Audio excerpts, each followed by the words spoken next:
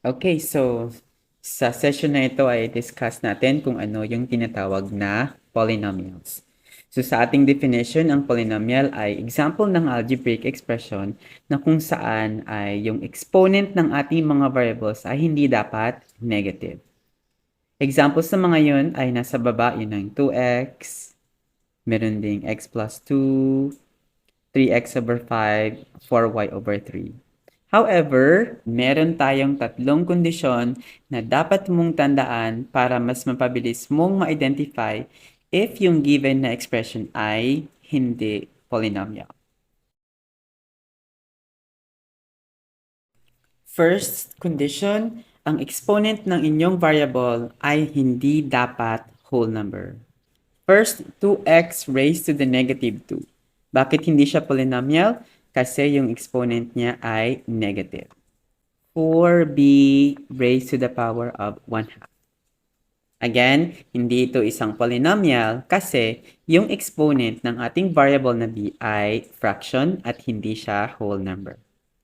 Number 2, ang variable ay nasa loob ng radical sign. Yun ang mga example ng tulad nito. We have square root of x plus 1. Like what I've said, mayroong variable na nasa loob ng radical. Isa pang example. Square root of 2x plus 2. Kahit nasa labas yung plus 2, pero this time yung x ay nasa loob pa rin ng radical, hindi pa rin yan matatawag na polynomial. Last one, dapat walang variable sa denominator. Example nito, 4 over x. Obvious na yan na nasa ilalim yung variable. Next, number 2, merong variable sa taas which is walang problema, but merong letter m sa baba, so therefore hindi siya polynomial. So tandaan, exponent ng variable, hindi whole number. Pangalawa, ang variable ay nasa loob ng radical. At number 3, ang variable ay nasa denominator. Right, so exercises natin, i-classify lang natin if polynomial or not polynomial. Number 1, 3x minus 2. Correct answer is polynomial. Ang ating number 2 ay not polynomial. Bakit? Kasi merong negative na exponent. Number 3 is not polynomial. Kung bakit? Kasi merong variable sa denominator. Number 4 is also not polynomial kasi merong variable sa loob ng radical sign.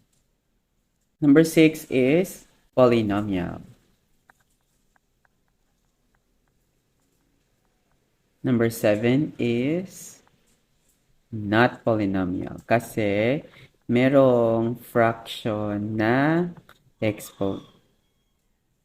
Number 8, polynomial kasi yung variable ay nasa numerator, hindi sa denominator.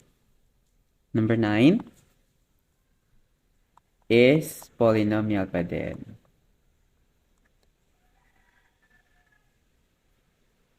Last answer, 1 square root of 100x is polynomial kasi yung variable ay nasa labas, hindi sa loob ng radical. And punta na tayo sa classification ng polynomials according sa kanilang number of terms. So merong 4. We have monomial, binomial, trinomial, at multinomial. Pag sinabi mong monomial, mono means 1, meron siyang isang term. Yung binomial naman is from the word bi. Ibig sabihin 2 ay merong dalawang terms. Next, I think napaka-obvious naman ng try, di ba? Pag sinabi natin try, that means tatlo. So, yung trinomial ay merong tatlong terms. At tinatawag naman nating multinomial if yung number of terms ng isang polynomial ay 4 at pataas. So sa monomial, example niyan ay 3x, pwede ding 4b, pwede ring negative 3y, pwede ring 2b over 5. Kasi kahit in fraction form siya, walang plus or minus na magse-separate upang maging dalawang terms. So, lahat ng examples na ito ay yung tinatawag na monomials. Next, number 2, punta na tayo sa binomial. So, yung binomial sa ating discussion nga ay dalawang terms. So, merong dapat pumapagitna or they are being separated by either a plus or a minus. Example, x plus 2. Ang x plus 2 ay binomial kasi merong pumapagitna na plus.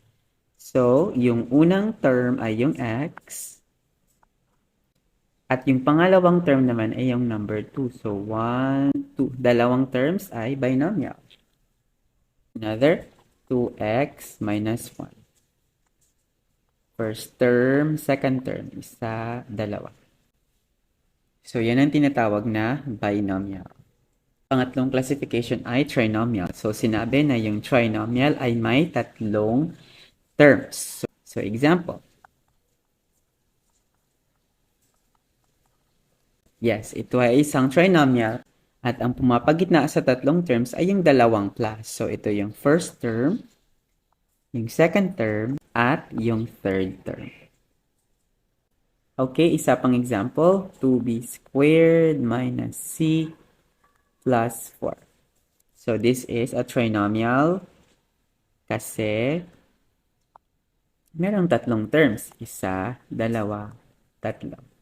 So, multinomial ay yung polynomial na merong 4 or more terms. Example,